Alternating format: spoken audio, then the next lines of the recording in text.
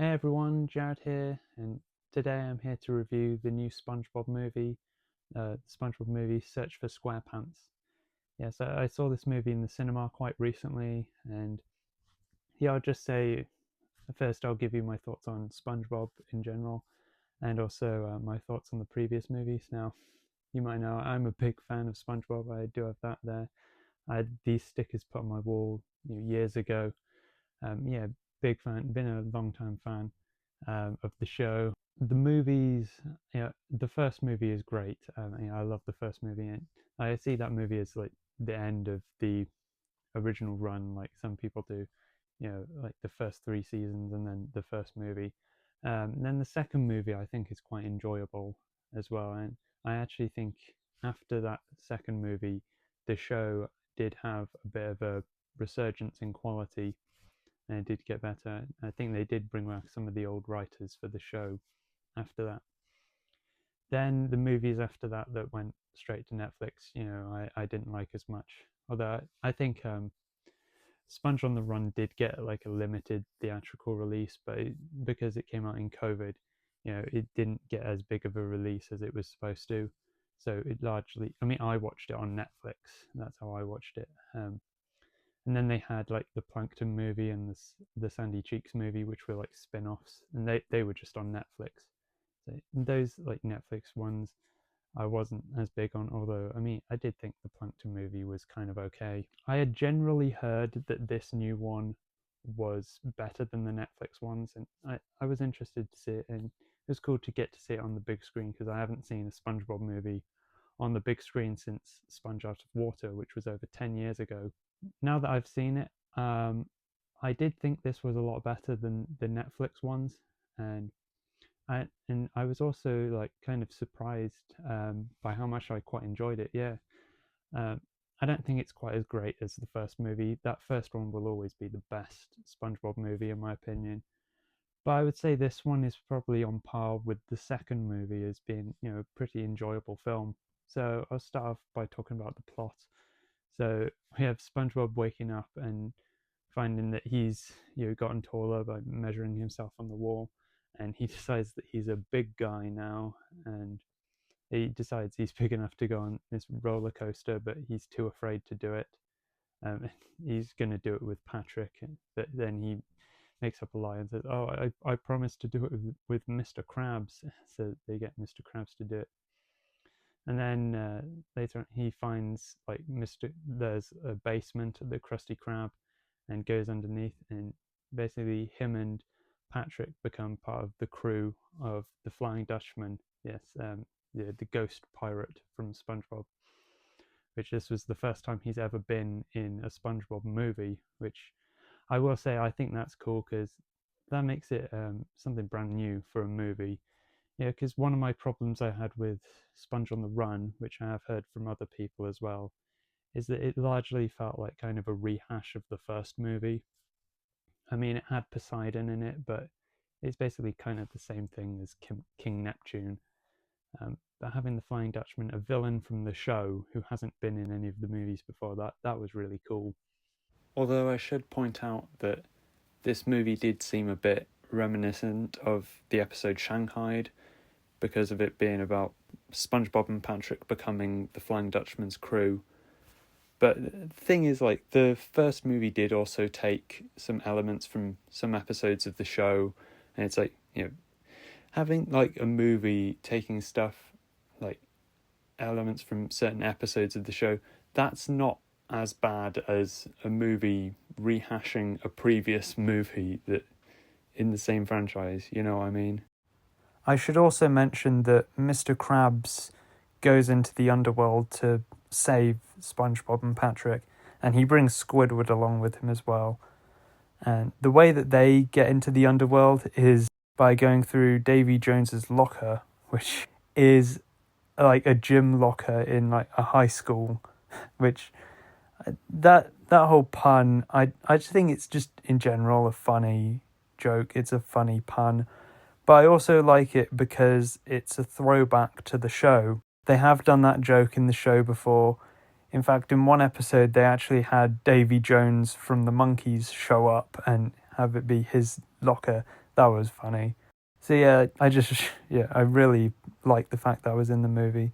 And speaking of like references, I believe the locker next to Davy Jones's locker in this movie, it said Stephen H on it, which must be paying tribute to Steven Hillenburg, which is really nice. And also at the very beginning, we do have this live action bit. We have a live action pirate, talking about the Flying Dutchman's backstory. And that pirate is actually played by Clancy Brown, who is the voice of Mr. Krabs. And that was really cool to see him in that, especially since, he is an actor who has been in a lot of live action stuff as well. He is a very recognizable face. So yeah, there will be people like me who know that he's the voice of Mr. Krabs, and we will be like, "Oh, it is the voice of Mr. Krabs playing that pirate." But there will also be people who will recognize him from his various live action roles, and maybe might not know that he's also the voice of Mr. Krabs. So yeah. And speaking of like the voice actors, it's the cast from the show, although one of them has been recast. It's usually Brian Doyle Murray as the voice of the Flying Dutchman, but in this movie they got Mark Hamill. Now, my understanding is that uh, what I read was that Brian Doyle Murray was too busy voicing the Flying Dutchman for the video game Titans of the Tide, which I have been playing, and I've really enjoyed it so far. Um, Part of me feels like this movie should have been more of a priority. But with that being said, I did think Mark Hamill did a good job voicing him. Uh, and what I read was that Brian Doyle Murray was busy doing voicing for the Titans of the Tide. But within the movie itself, I did think there was maybe a bit of a spoilery reason as to why they got Mark Hamill. So I will say spoilers, or at least I don't think they showed any of this footage in the trailers, but like towards the end, the Flying Dutchman becomes a live action human, and then goes on the surface, and he sort of causes a havoc here in on the surface land, and he is played by Mark Hamill in live action, and he has been a bit active, and it's kind of maybe, I mean, Mark Hamill actually isn't that much younger than Brian Doyle Murray, but I was thinking maybe they wanted to get a slightly younger actor because they wanted to get somebody who could be a bit more active. I mean, Brian Doyle Murray is in his 80s, so maybe he wouldn't be as like moving around like how Mark Hamill does like towards the end of this movie. Although Mark Hamill's in his 70s, so he's not that much younger. But I did think he did a pretty good job. All the original, all the regular voice actors voicing these characters, they're all great. Tom Kenny as SpongeBob, Bill Fagerbucky as Patrick, Clancy Brown as Mr. Krabs, who I mentioned he also played a live action pirate at the beginning. Um, and one thing I will say is this is another one of the CGI SpongeBob movies. The first two movies, of course, were mostly 2D animated, although they had some live action. And then the second movie, the characters become CG when they're on land. But then the movies after that have all been CGI, which I will say I do kind of miss these movies being 2D animated, because when I went to see Sponge Out of Water over 10 years ago, I remember it feeling really fresh seeing a new 2D animated movie on the big screen. Because the thing is, like, theatrically released 2D animated films that are American at least were becoming quite rare even when the first SpongeBob movie came out. So it just felt really refreshing when I saw the second movie, which was over 10 years after the first one. So it is kind of disappointing that now they're just making the movie CGI. However, I actually really like the visual look of this movie, especially like the underworld where the Flying Dutchman is. If this movie was 2D animated, it would have visually been a very different movie. And I do think like the underworld scenes at least needed to be CGI. One thing, like maybe a pet peeve or maybe a bit of a nitpick, is I kind of would have preferred it if like the regular Bikini Bottom stuff was 2D animated, but then the underworld is CGI. But yeah, but I am definitely glad that the underworld is CGI because it looked great. Now, one running theme throughout this movie is SpongeBob wanting to be like Mr. Krabs, like what he describes himself being when he was younger, which he claims he was a swashbuckler and says he was a pirate, which it is kind of in keeping in what's been said in the show before. Like in the TV show, they have often said like Mr. Krabs was in the Navy, although like you could say this kind of retcons some of the stuff in the show. Although in the show, like we have had like different versions of Mr. Krabs' backstory, which do kind of contradict themselves. So like it's already kind of doing what the show has already done. Basically, well, I'll get into like kind of the twist. So Mr. Krabs claims he's a swashbuckler and says he was a pirate, but then later on you find out that he kind of lied about that, and it was more like I think he was the dishwasher or no, maybe a fry cook because that's what SpongeBob is. I can't remember. I've seen the movie once in the cinema. Yeah. But it was more that he wanted to be a swashbuckler, which that I think there was an episode where like Mr. Krabs' granddad was a pirate, and in that one they did show that he used to be a pirate, but then gave it up and then started the Krusty Krab. But the thing is, they've already kind of retconned that in like they've had different versions of his backstory in the show anyway, so it doesn't matter. I think to me it's not as frustrating as the whole Camp Coral thing, which was announced in the third movie, and that basically retconned how SpongeBob met Sandy. And I do know that there is later an episode of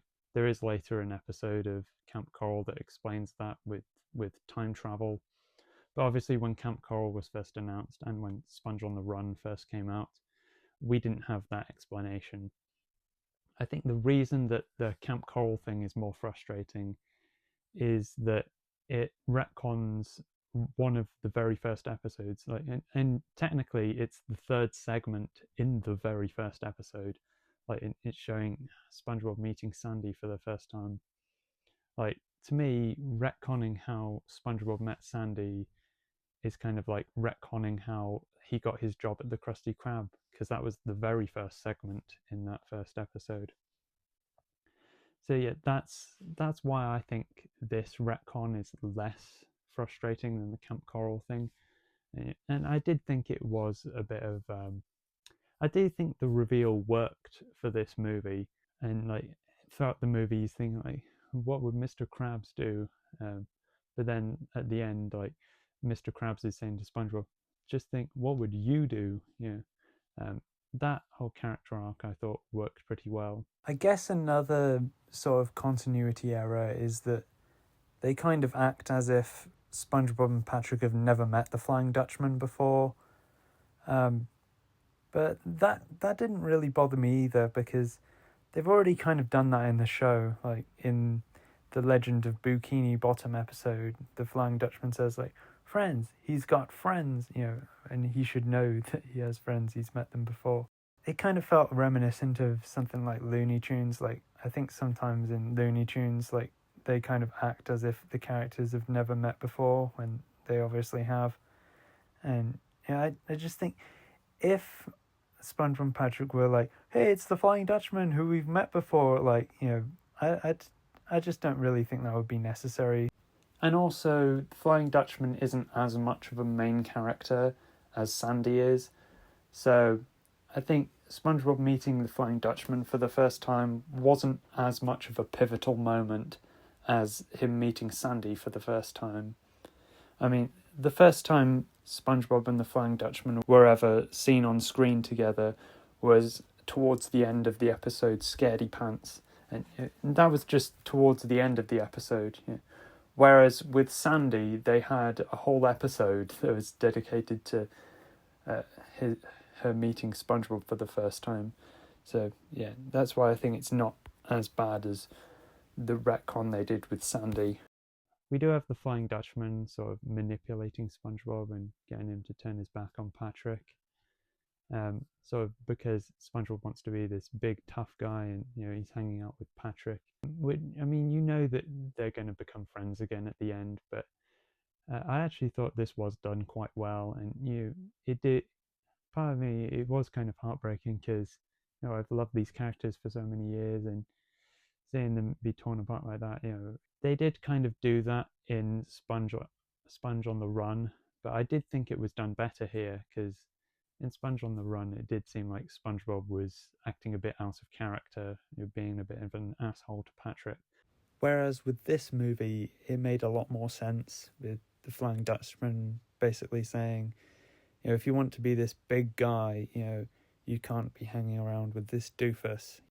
The Flying Dutchman does also have this crew member who he mentions like she's never been his friend or something like that, and that like kind of upsets her, and that kind of does make you feel a bit more on her side. You do kind of feel for that character because she has been the Flying Dutchman's crew member. I mean, we haven't seen that character in the show before, but I don't know, the way it was done here, you do kind of feel for her. The live action stuff was a lot of fun.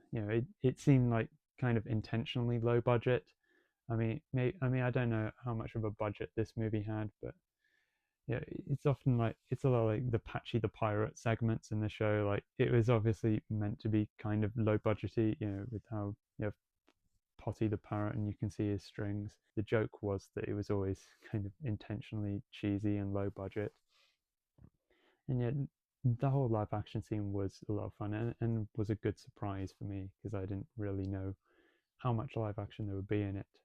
One thing I will say is some of the marketing seemed kind of inappropriate, which I have seen other people point out. There's like posters of the SpongeBob because it came out around Christmas time. They had a picture of SpongeBob naked and having like a Christmas bow around like his groin. Like that was a bit weird. And there's also having Patrick dressed as a pirate and having nothing on like the bottom half of him, and he has an eye patch in front of his crotch. That's a bit weird. And he does dress like that in the movie, and it was a bit strange like that. But he does later put some pants on after one like the Flying Dutchman's crew tells him to. And there's also this scene where SpongeBob and Patrick get these things like attached to them and start like waving them around. Like I don't know if there was any innuendo intended, but it did seem very strange. Like you may have seen in the trailers, there are a lot of butt jokes in this movie, and sometimes they did seem a bit excessive. Although like it's not really that much different from some of the like butt gags that were in the first movie or even in like the show. Like you remember in the first movie when SpongeBob puts on his SquarePants and like the back bit comes off, and there's also the scene where Patrick shows up at like the opening of the Krusty Krab 2 and he's naked and he's like, hooray for SpongeBob, like there's stuff like that in the first movie, so like kind of the butt jokes in this movie did seem like on brand, with what was in that one and even some of the stuff that's in the show.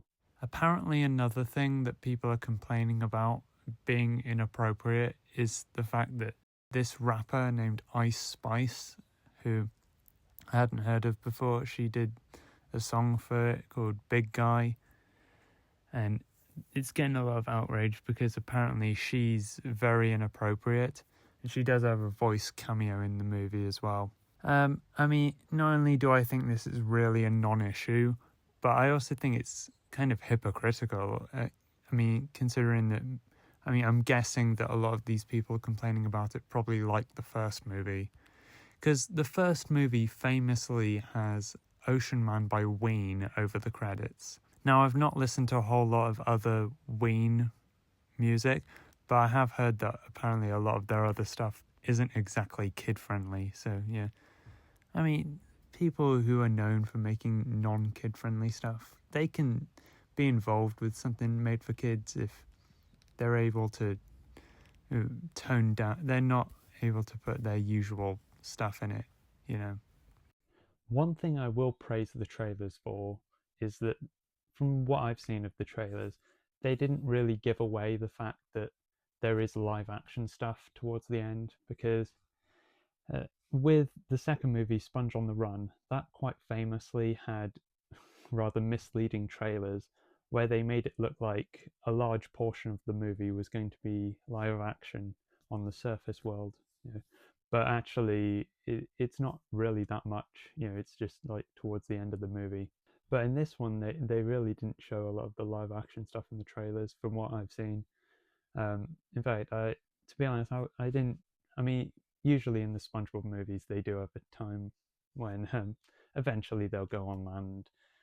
Uh, they have done that in the previous movies. So, but I wasn't.